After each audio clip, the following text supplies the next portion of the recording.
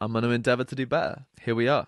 We'll see. We'll see if I have the capability of doing that. So we'll start with the mix bus, which is here. So what have we got going on? Got a tape emulator. That's just going to kind of give it like a little bit of glue, a little bit of color. It's also taking out quite a lot of level, to be honest. Then we're hitting the compressor, which, so like, I pretty much have like exactly these settings for every mix bus. Attack at the longest, so it's like not kind of like hitting those transients like straight away.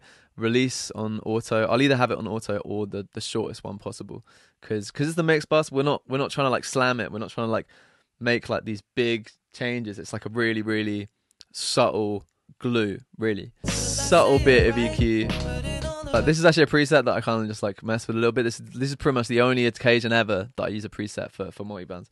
With the mix bus, we're just trying to like, with the last line of defense. So anything that's hitting there is not causing any issues. It's kind of like the last place where you can kind of make sure that everything's tied together nicely. Okay, yeah. I've had like a phaser on quite a lot of the vocals in this one. So it's just like, it's subtle. The individual channels, it's a really good opportunity to deal with any issues that are only cropping up in that place. So there'll be a way that I want to make an EQ decision across the board with the vocal, but then there's going to be somewhere it's like only cropping up on like that one section. So that's why I separate my vocal into different sections, so then I get that control. I do this quite a lot.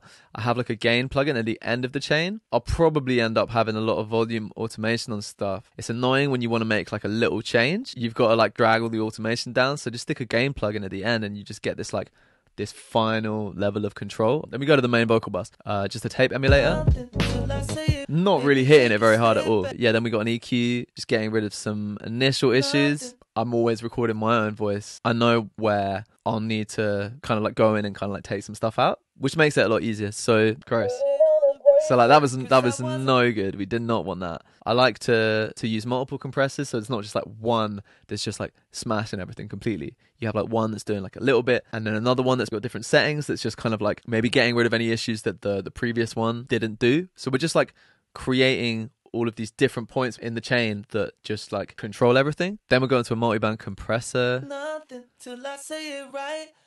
which is not doing too much. It's just like kind of little subtle dips, mainly the low mids though, kind of getting like 2-3 dBs of gain reduction, a little bit of saturation. If I turn that up, you'll see the difference.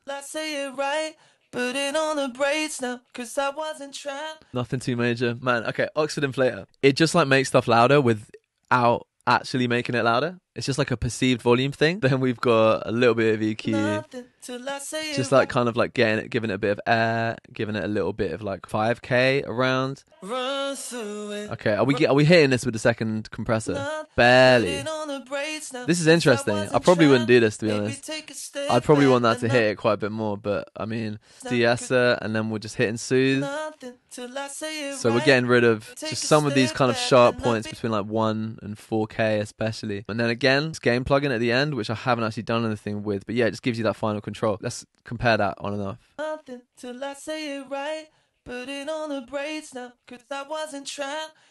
Just feels a lot more together. Let's check the chorus, same thing. Run through my mind, run through it. Yeah, just feels a lot tighter. A lot of the kind of mud's gone. I also have this separate vocal bus, which all of these go to a little bit. It's really wide and it's like absolutely smashed. A lot of saturation. So look at this, like, yeah, this compressors, I've got it on kind of like the all ratio and it's just hitting everything. So I'll turn this on and off so you can hear the difference. So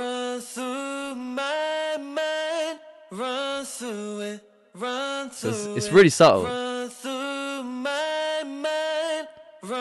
And then yeah, we're kind of just getting rid of some of those highs because it was actually way too much. So the next thing I probably would have done would have been the BVs, which to be honest, it's very similar to the lead. We've got that. I mean, to be honest, I would have probably just copied this over and then kind of done like some little edits. So I really love BVs that kind of like all layer on top of each other. This one comes in, this one comes in. And you're not really hearing like where one begins and one ends. It becomes this kind of like amalgamation of stuff. So yeah, we're doing all the same stuff really. Bit more saturation. So yeah, then one thing that we do have that we didn't have on the main lead is this bus, a multi-band compressor, which is sidechained to the lead vocal. So anytime the lead vocal hits, it's gonna dip all of this frequency band.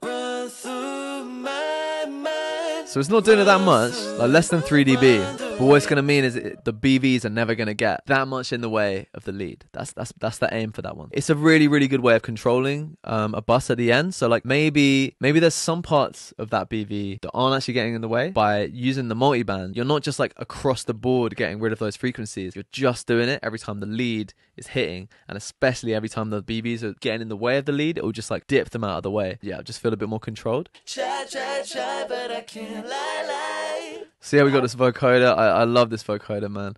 It's a free plugin. Highly recommend. Yeah, that's the majority of the vocals, really. Let's actually just continue. Look at some of these art.